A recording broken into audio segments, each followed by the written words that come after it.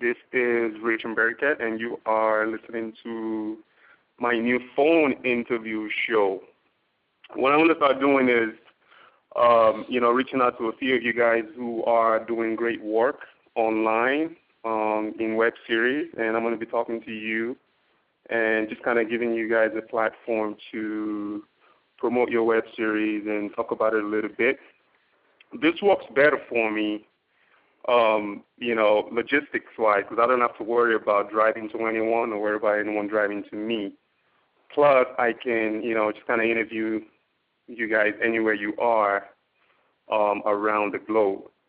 But anyway, the person that I have on the phone with me today, his name is Mike Flores. He's the man behind the web series called Western X. He's also a member of Web Series Network. And yes, I'm going to bring him on. Hey, what's going on, Mike? You there? Yeah, I'm here, Rich. How you doing? I'm doing well. It's good to finally kind of put a voice on the face, because I know we've been going back and forth on Twitter and on WSN for about a year now. Yeah, just about. I tell people all the time, because I spend so much time on Twitter and Facebook, I start putting their permanent avatar images as what they look like, and like sometimes they put these cartoon avatars on, and that's what I assume you guys look like. I literally start thinking that's what you look like, and then when I finally meet the person or hear them, I'm shocked and surprised. It's funny, yeah. That's the... if you notice, we've been running the Web Series Network meetups now. We are in our third edition. And, it's good talking to someone online and building a relationship with them, but, I just kind of want to meet someone, meet them in person or talk to them on the phone. Just kind of add a little bit of human element to it. For sure.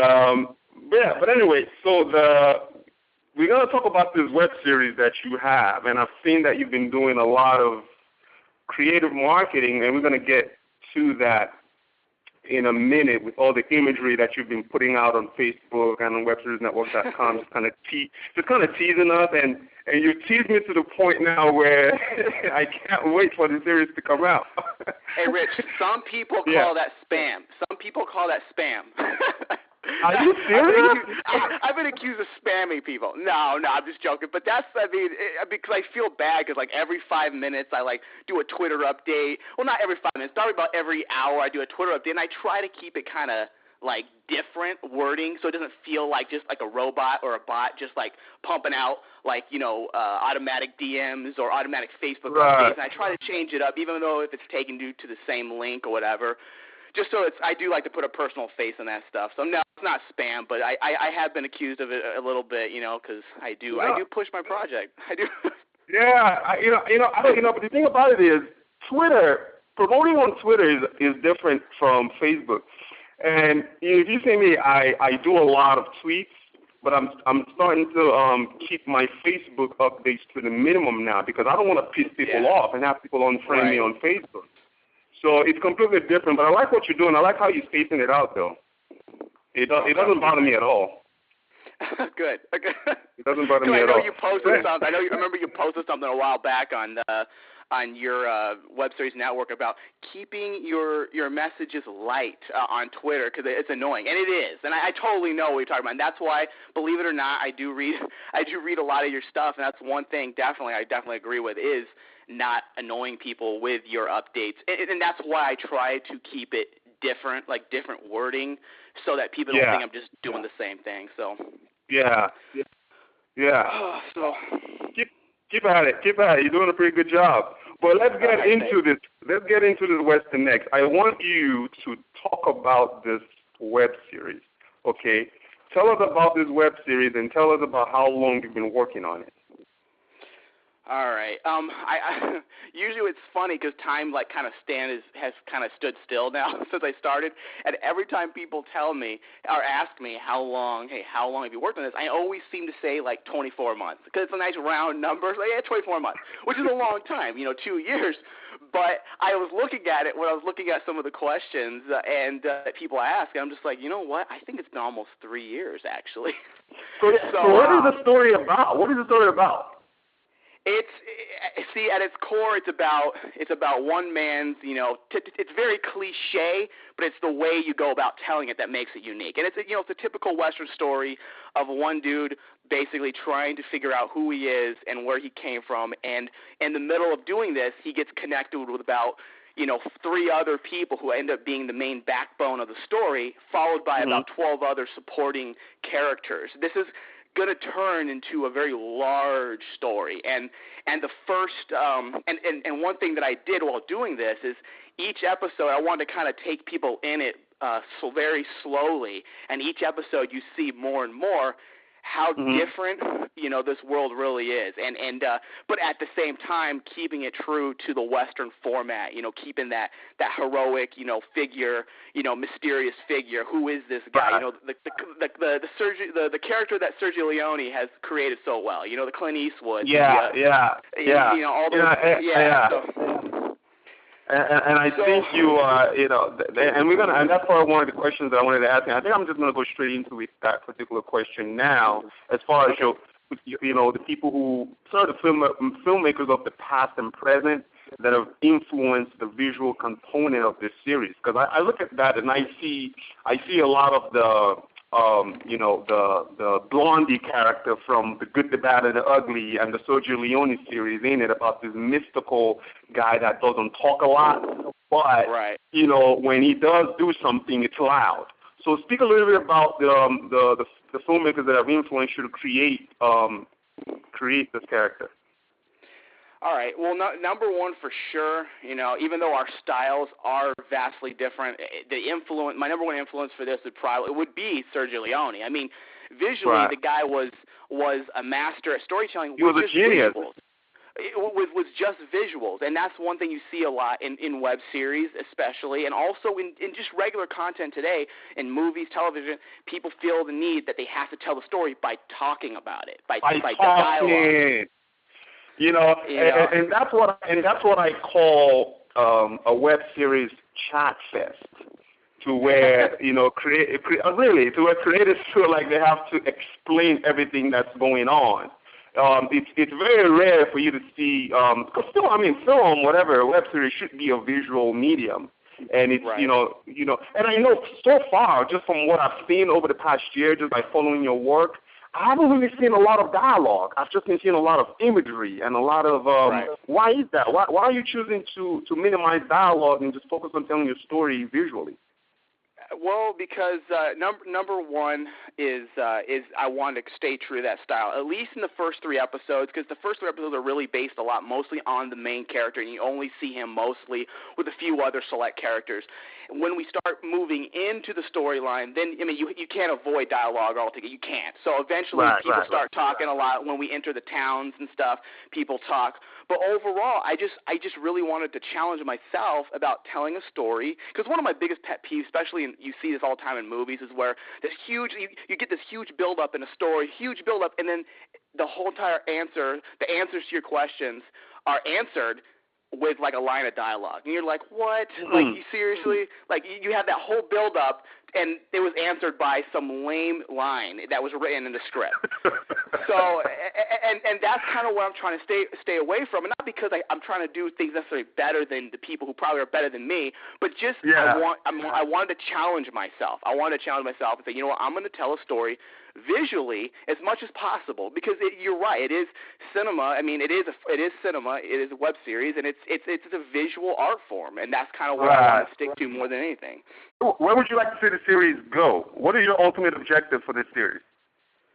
Well, number one, I believe, I guess, is to gain an audience, because an audience, once you gain that audience, everything else is going to roll in. I mean, obviously, I want to make money on this. I've put close of my own money. I've put close to about $15,000-$20,000 of my own money into this project in the last 3 years. So I definitely want to make money, and I also, want to see it. I'd love ultimately to get picked up by some cable network. That would be beautiful. I mean, that would be a reward in itself for my actors. My actors have spent so much time, and that would be the biggest reward to them. I know is like, some hardcore recognition right there, and that's kind of I'm all about reward to the people that work their ass off for me. And that I would love it. It would make me feel probably more better for them to to get a kickstart than for me to get all my money back. Even though I'm sure all that would come hand in hand. Tell us now when this series is coming out, and what else you would like to share with my listeners. Okay. Well, basically, I believe we're premiering the series. The first 3 episodes are going to be premiered in Sacramento. It's a sci-fi and horror show because they contacted me. It's a long story how we got there, but it's a good way for me to get an idea for a good test audience to kind of see the reaction of everybody. And then I believe in mid-October we should be releasing those first 3 episodes online. Traditionally, I would like to have released all of them together at the same time because that's ideal. It's ideal. Why? But Why? Well, I mean, why am I doing it that way, or why is it ideal? No, why are you doing it that way? Why are you choosing your release strategy to release it at the same time? The only reason why I'm doing that is basically because we still need to shoot about 5% of the series, and we're waiting on some financing to finish it up, and we're literally 95% done with everything. But the only thing is that I don't have the other I don't believe I have episode 4 completely shot yet. There's a couple scenes that I need to shoot, and the reason why I decided to do that is because these people who've been following the project have waited so long, and I said, you know what, I need to release something now, and I need to make these first 3 episodes so badass and have this marketing behind it to where people will come back. And I've talked to a few people about it, and they somewhat agree. Say, hey, listen, if you release 3, normally that's a bad idea. Don't release your 3 episodes and be done. I'm telling you, just from someone that has followed you for the past year, if you don't release something this year, forget about it. You've lost me as a fan. Exactly. Because I'm tired of waiting. The teasing is good, but it's just getting to the point now where, remember I told you, I'm like, Mike, release something already. Give me something. And that's what we're doing. I figured, hey, release 3 episodes, and if they're kick-ass, as much as, everyone's hoping they're going to be, then you know what, when in 3 months when we release the other ones, there will be an audience, and the audience will be larger. I agree. So that's the way we're doing it. And also we really fast, I know you had to go, we're also I'm also going to be shooting, I believe in December or November, I'm going to be starting a spin-off series of Western X already. Called a Six Gun for Lobo, and it's just because the world of Western X has gotten so big, and there's so many stories to tell, and I'm going to be basically bridging some stories that link right into the main storyline. So I want to create like a whole entire network for this Western X, like all these different stories. And I have a couple other planned as well down the road if Western X is received well, which so far just based on nothing yet, it has been. Yeah. So hopefully this people will flock over to the other series as well, which is going to be more a little different because I don't want the same thing. It's going to be more action packed rather than visually dramatic and what Western X is. So it's a little different. Right. But that's I think that's pretty much it. Yeah. Well, congratulations again, man, and thanks for doing the interview with me. And I'm going to go ahead and put this thing on YouTube and just kind of spread it out there and and get you out there. For sure. Let me know when you. Yeah, I will. I'll send you the link. So plug your website. What is your website to check out the show? It's westernxtheshow.com. Okay, so Western X the show, not Western X the series. Nope, it's westernxtheshow.com. Okay. All right, guys. So westernxtheshow.com. Check it out. My guest today is Mike Flores. He's a creator. He's a writer. He's the man behind this Western, theme web series called Western X. Well, Mike, good having you on, man. I will definitely catch you on webseriesnetwork.com. And by the way, we are coming to Arizona. I'm bringing the meetup to Arizona in October. Yes. And you're gonna be helping me out with that. I will. I will do whatever you need. All right, man. Good to have you on, man. Thanks for your time. All right, thank you. All right. Bye-bye.